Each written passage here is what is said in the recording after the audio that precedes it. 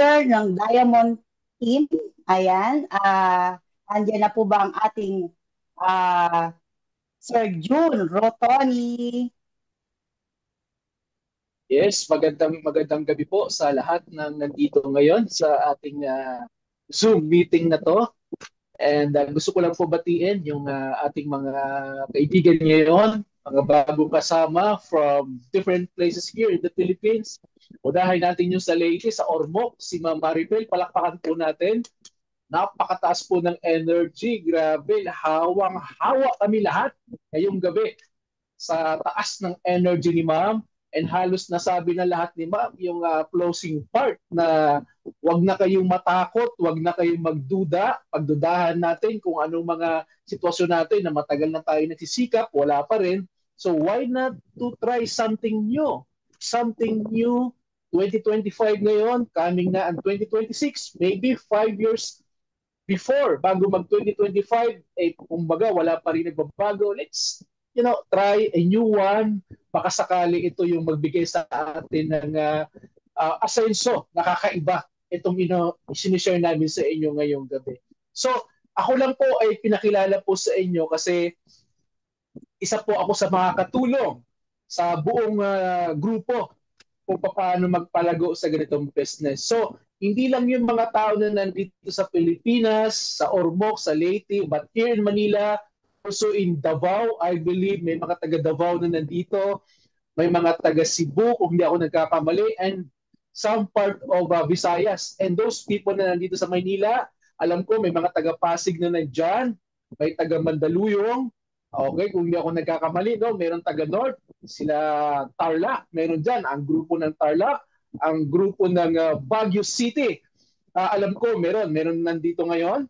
And also with the different countries, sigurado ako, malamang meron ditong taga Dubai na nandito, sa Europe, sa sa US, possible meron dito, no? Or probably Hong Kong and other places pa, different countries pa na hindi ko nababanggit. So magandang gabi po, magandang umaga o madaling araw po dyan sa inyong lugar ngayon kung saan man tayo naroroon. So my name is June Rotoni. Para makilala niyo po ako dahil hindi ko na po mababanggit isa-isa dito kung sino po ako sa mga taong hindi nakakakilala sa akin, puntahan niyo na lang po ang aking Facebook account. Yan. My name is June Rotoni. Yan. At meron din po akong page. Makita niyo rin po ako doon. And meron din akong YouTube channel. No? June Rotoni. So makikilala niyo po ako kung ano ako before, ano yung mga naging buhay ko na for the past 10 years ago, 15 years ago. Makikita niyo po yun sa mga old pictures ko, videos. Makikita niyo po, bata-bata pa itsura ko dyan. So makikilala niyo po ako dahil hindi ko na maisa-isa. Tama po yun. Dati po ako isang empleyado, nagsikap din mag-aral tulad ninyo. Dahil sabi sa akin ng aking nanay at tatay, mag-aral na mabuti, ipasa ang mga grado para makahanap ng magandang trabaho. So parehas na parehas po tayo and pareho din po tayo excited na makatapos mag-aral hanggang college para makapasok ng trabaho para kumita. So ganun din po ako. Pero ang experience ko po, kung nauna man ako sa inyo na nakagraduate at nakapag-employee, ay mahaba din po sa employment. My first job is in the bank. Nakapagtrabaho po ko sa bank. Kasi ang course ko po is management po. Major in management po ako. Graduate po ako ng TIP, Quezon City. So dyan po ako nag-OGT. And dyan na po ako nakapagtrabaho, nakapag-work po ako sa SM, sa Shoemart, yan, nakapagtrabaho ako dyan. And marami pa pong trabaho akong pinagdaan until one day, na-invite din po ako sa ganitong usapan. Na dati ayoko na ganito kasi unang-una wala akong background sa sales, wala akong background sa... Hanggang sa yun, ako lang, pinagbigyan ko yung tao nag-invite sa akin, tinapos ko yung orientation, and doon ko naunawaan how nice, how good this system na kumitan ng pera because both time, pera pa din po ang ating habol. That's the reason why kung bakit nagsikap tayo na mag-aral, makapag-apply ng trabaho or makapag-abroad or career or business outside because of the money. We want to earn money and hanggat maaari, mas malaki o medyo malaki para, sumobra ng kaunti, makabili tayo ng mga luho natin, di ba? Makatulong din tayo sa iba. kasi alam naman natin sa Pilipinas, sobrang mababa lang din talaga po ang ating sahod, no? Yung tinatawag na wage and salary. Napakababa po talaga, pero ang bilihin ay patuloy po na nagmamahal every year. But yung sahod nga, kapansin-pansin, hindi po tumataas. Kaya minsan kahit ayaw natin ng mga ganitong opportunity, because of tawag na ng pangangailangan. Since this is legit naman, hindi naman tayo scam, hindi naman siguro masama na hindi subukan. Okay? That's why ang mabibigay ko sa inyong tip number 1, kung ito ay nagustuhan ninyo, wag na kayong magduda, wag na kayong matakot. Yan nga lagi ko sinasabi, erase your doubt and fear. Kasi ano namang sinabi sa Bible, wala namang sinabi ang ating Creator na kung saan ay may nakakatakot at mayroong bagay sa mundo na hindi kapakipakinabang para sa lahat. In fact, ang sabi niya is ang promise ay bigyan sure, di ba? Nasa Jeremiah 29:11. For I know I have the plan for you as declared by the Lord. Okay? To become prosperous and abundant in this world. So, nasa Jeremiah 29:11, positive yan. Wala siyang sinabing negative dyan. And sinabi din yan, biblical, na kung saan binigyan tayo ng kapangyarihan para gumawa ng maraming kayamanan sa mundo. Nasa Deuteronomy 8, verse 18. Pwede niyo pong buksan yan sa Bible, no? Ang nakalagay doon is God gave you the ability to create or to gain wealth in this world. Ang ibig sabihin, you have the capacity to create or to gain wealth. Ang ibig sabihin, hindi lang po yun sa pera, but in terms of spiritual, health, relationship with other people, and different aspect ng buhay natin. Kaya nating magpalago, kaya nating magpayaman dahil binigyan tayo ng Panginoong Diyos ng ability. So you can research that para lumakas ang inyong loob. Dahil pagka yan ay hindi natin alam at hindi natin naiintindihan, mananatili tayong takot, mananatili tayong duda sa mga opportunity na dumarating at is-share sa atin because of hindi natin naiintindihan. Yung mga bagay na yan na, wow, biblical pala. Nakasulat pala yan sa Bible. Nagigess niyo po? And another verse in the Bible, yung Ecclesiastes 10, verse 19, ang nakalagay doon is money is the answer. Okay? Why? Pag wala tayong pera, abay hindi tayo makabili ng ating pagkain sa araw-araw. Hindi tayo makapagbayad ng matrikula ng ating mga anak. Diba? Bills, kuryente, tubig, ulam, everything kailangan ng pera. So sino may sabi na hindi kailangan ng pera at magpipray na lang araw-araw at walang gagawin, na hindi kailangan ng pera, mamamatay tayo kung hindi tayo kakain. Nagigets niyo po? So that is also biblical. Napakaraming mga verse in the Bible that money involved. Nagigets? And nabasa ko pa nga dyan, galit ang Diyos sa taong tamad. Diba? Pero ang Diyos ay mabait at ibibless yung mga taong masisipag, nagpupursige. That's also in the Bible. Kasi ang nakakaalam naman yung ating Creator, kahit saan tayo naroon, alam na alam niya, kitang-kita niya tayo kahit magtago pa tayo, maggulong tayo sa ating mga kwarto, sa CR, alam na alam kung ano ginagawa natin. So doon tayo pagpapapalain. Kapag nakita tayo nagpupursige, nagsisipag, na kahit hirap ka na, feeling mo parang pinagsakluban ka na ng mundo, kumbaga parang feeling mo lahat nagawa mo na pero wala pa rin. Akala mo lang yun. Kulang pa, idiin mo pa, itodo mo pa. Kasi walang promise na kahirapan. Abundant and prosperous, nabanggit ko na kanina, that's in Jeremiah 29:11. Walang promise na kahirapan. So erase your doubt. Ngayon, pangalawa, okay, join as soon as possible. Ibig sabihin, kung nagustuhan nyo to, medyo nagustuhan lang ng kaunti, sis, wala ka ng duda, tanggalin na yung duda, tanggalin na yung takot, the only way is try lang. That's the secret, try ha. Pangalawa, join as soon as possible. Binanggit ni Ma'am kanina, ang Acentra po ay nasa pre-pioneering stage pa lang. 3 months old company. Ano ibig sabihin? Ano ibig sabihin po? Kapag nag-join ka, tayo yung mauna, tayo nasa tuktok, tayo nasa taas. Okay? daig ng maagap ang mga masisipag. One account policy lang po. Pag ikaw ito sumali ka sa tao nag-invite sa iyo ngayon. Yung mga invite ng mga tao na nag-invite sa inyo, kung may mga tao na sa line ngayon, abay 2 tao lang po ang kailangan yan. One on the left and one on the right. Ibig sabihin, 2 lang po ang kailangan ng bawat tao. So ibig sabihin, kung may 2 tao na, yung tao nag-invite sa'yo, wala na siyang mapaglalagyan, kundi yung tao sa ilalim. Kung ikaw yun, lalagyan ka niya, makakabitan ka niya. That's why, sinasabi ko ngayon, kapag nagustuhan nyo to, mag-join kayo agad-agad. Yun yung pangalawa. Pre-pioneering, ang pioneering stage nito, after 3 to 5 years pa and onward. Ibig sabihin, nasa formulation stage pa lang talaga.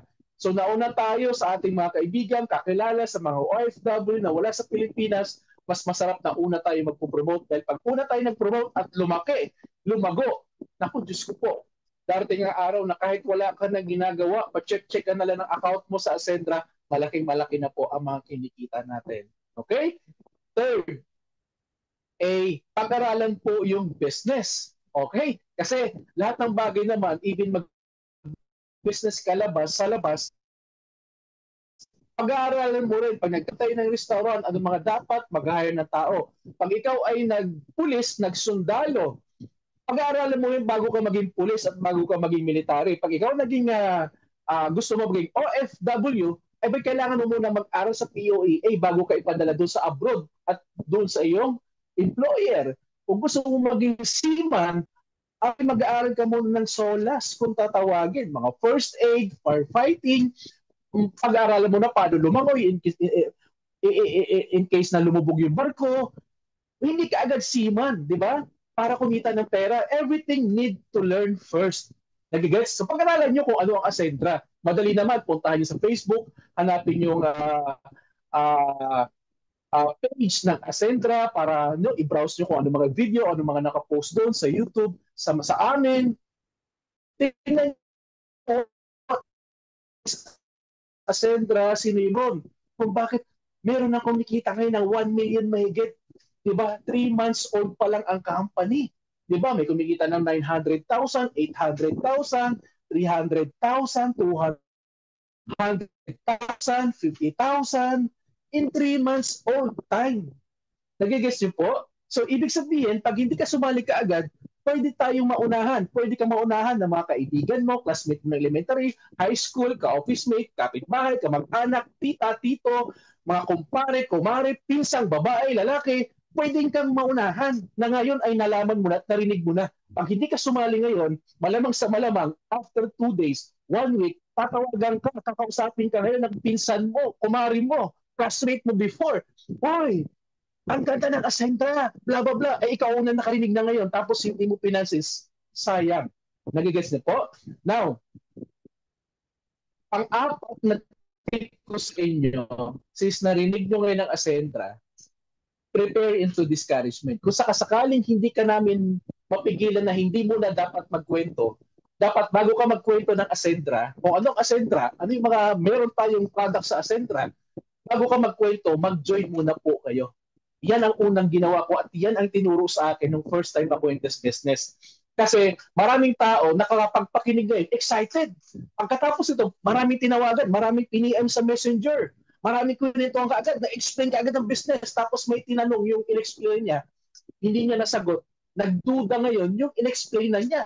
Bakit hindi niya sinunod yung payo na kung saan, huwag ka muna magkukwento sana hanggat hindi ka nag-join, hanggat hindi ka kasali. Kasi una-una, pwede kita, nasaan yung package mo? Nasaan yung mga products mo na sinasabing maganda? Sige nga, anong pruweba na nag-join ka na? Dahil, di ba, ibig sabihin, kapag nag-join ka na, may package ka na, seryoso ka. Gusto mo yung nakita mong opportunity. Unlike, kinento mo, uy, ang ganda ng Ascendra, mag-join ka na. Kasi pag nag-join ka, saka pa lang ako mag-join. Gagayahin ka nun. Di ba? Hindi din muna siya mag-join. Gagayahin din kita.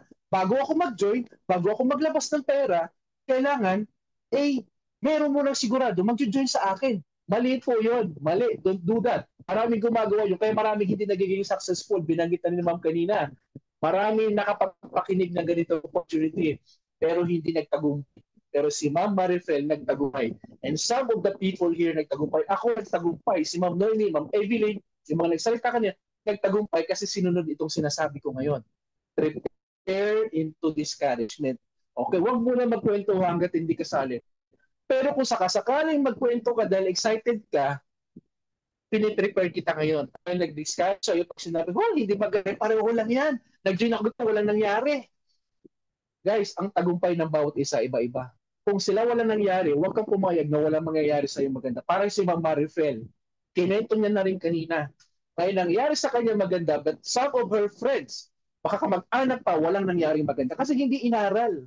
Hindi sinusunod yung turo ng mga unang tao na nandito na naging successful na. Okay. Number 5, sinabi na ni Ma'am Marifel, stay positive. Always be positive. Nagigets? Kasi yung positive mindset, yan yung magdadala sa atin. Kung ano nasa isip natin, yan yung ikikilos ng ating katawan. Yan yung susundin ng ating pakiramdam. Okay? Kung ang nasa isip mo, tagumpay, pag-asenso, gusto makatulong, hindi lang para sa tao, naka-mindset ka, whatever it takes, gusto mo magtagumpay, mga kaibigan, stay on that, mga kaibigan. Yan ang susundin ng katawan mo. Yan ang susundin mo araw-araw. Arangan ka man ng sibat, naka-mindset ka na magtatagumpay ka, magtutuloy-tuloy ka pa. Okay? So with that, mga kaibigan, maraming salamat po. We'll see you again next time with this kind of event online. Kasi napakaganda ng online, kahit nasa Visayas kayo, wala kayo sa Maynila, kahit nasa Luzon kayo, malalayo kayo here in Manila, kahit nasa abroad ka, different countries, ay nakakausap namin kayo, naririnig nyo kami, magtutulong-tulong tayo. We have trainings, mga basic trainings, how to start this business, paano maging successful o magtatagumpay in this business. Meron tayong trainings. Ang maganda kay Ascendra, yung mga trainings ni Ascendra, once na nag-join ka na, since ang Ascendra ngayon ay powered by AI, usong-uso na ngayon ang AI technology, di ba? Ang Ascendra mismo ay AI na. Technology company, a solution company, mga kaibigan. Magugulat kayo kahit malayo ka sa Manila, kahit wala ka sa Manila, nasa ibang bansa ka, because of AI, pati-train ka online. Pipindutin mo na lang yung mga training na gusto mong pakinggan sa dashboard mo, sa account mo, sa Ascendra. Makikinig ka na lang step by step. Mag-guide ka namin, mag-guide ka ni Ascendra mismo kung ano ang gagawin mo dyan sa inyong mga lugar kahit hindi ka nakakapunta dito sa office. So that's our company now. Napaka-exciting because of, again, ulitin ko ulit, free pioneering tayo, wala pang masyado nakakaalam pero marami nang kumikita. So, ibabalik ko na po sa ating host. Maraming salamat sa mga speaker natin, sa mga nandito tonight. We'll see you again next time. Back to you, host, Ma'am Evelyn. Palakpakan natin si Ma'am Evelyn. Yes. Again,